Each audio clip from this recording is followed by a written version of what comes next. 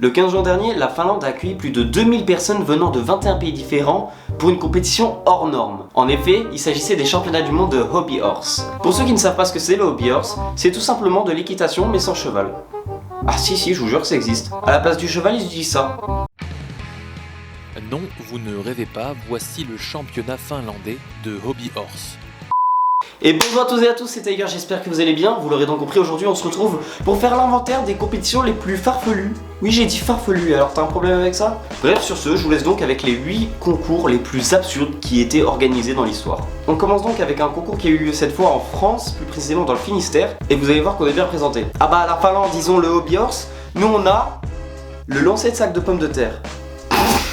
Donc voilà, le Finistère a effectivement organisé les championnats du monde de lancer de sacs de pommes de terre, des sacs qui contiennent plus de 11 kg, mais pas de pommes de terre.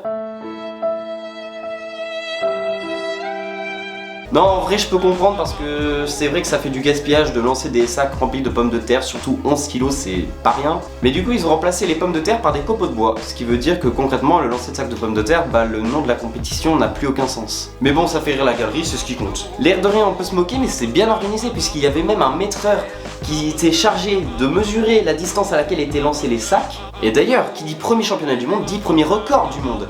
Et là on va moins rigoler. Ah bah on peut se moquer mais moi le sac de 11 kg je l'aurais lancé à 2 décimètres. À peu près, je pense. Eux ils l'ont lancé à 11 mètres 30. 11 mètres 30. C'est la même taille que ma... On va pas refaire cette blague, je l'ai déjà fait dans la dernière vidéo. On reste dans le Finistère puisqu'un mois et demi après le lancer de sac de pommes de terre, le même département a organisé le lancer d'artichaut. Voilà. Putain mais décidément en Bretagne vous aimez lancer des trucs c'est une dinguerie. Et surtout des légumes entre les patates et les artichauts. Oui je sais, les patates sont des féculents et pas des légumes. Le principe cette fois est tout autre puisqu'il ne s'agit pas de lancer des artichauts le plus loin possible, mais de le lancer dans un sac tenu sur le dos de votre coéquipier. J'ai pas réussi à parler correctement, on s'emmerde. Votre coéquipier se situe donc à 11 mètres de vous et vous devez lancer un maximum d'artichauts dans le sac qui tient dans son dos.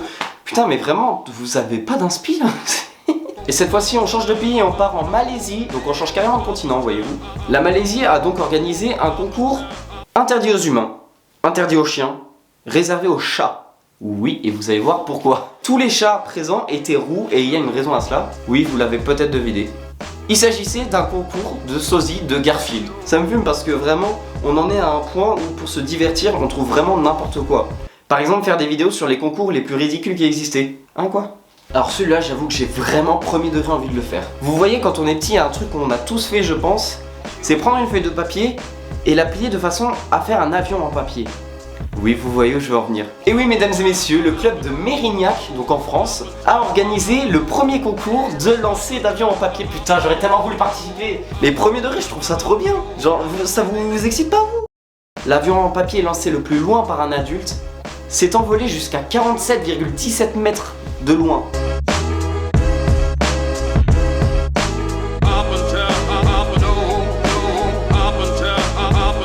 Putain, moi quand je faisais des avions en papier, ils tombaient direct, fais chier, merde. On part en Corée du Sud, à Séoul, où tous les ans a lieu une compétition nommée Space Out. C'est une compétition assez particulière puisqu'il s'agit de ne rien faire tout simplement. En gros, ça se passe en 2 temps. Dans un premier temps, vous allez ne rien faire, assis sur un tapis de yoga tranquillement. Et le public va venir noter votre prestation. Ainsi, les 10 meilleurs à ne rien faire vont être sélectionnés. Ça me fait beaucoup rire cette phrase, les 10 meilleurs à ne rien. Et ces 10 meilleurs vont se faire analyser leur fréquence cardiaque. Et c'est ainsi qu'on va désigner le grand vainqueur de Space Out. Il s'agit de celui qui aura la fréquence cardiaque la plus stable. Et on revient encore en France puisque c'est en France qu'on a les pires idées. Et d'ailleurs ce concours-là pue vraiment la merde. Mais genre littéralement puisqu'il s'agit d'un loto-booze. Un loto-booze. Le nom ne vous fait-il pas chier? Donc vous savez tous ce qu'est un loto. Et bien là concrètement, un quadrillage a été mis au sol. Et les gens doivent parier sur dans quelle case du quadrillage la vache va chier. Oui c'est vraiment ça. Mais du coup, comment on fait si jamais la vache chie entre 2 cases? Genre sur la ligne? Eh bien ça a été choisi. Il y avait des maîtreurs qui étaient présents pour mesurer la merde et savoir si elle était plus dans telle case ou telle case. Putain, on est à un niveau de... Waouh!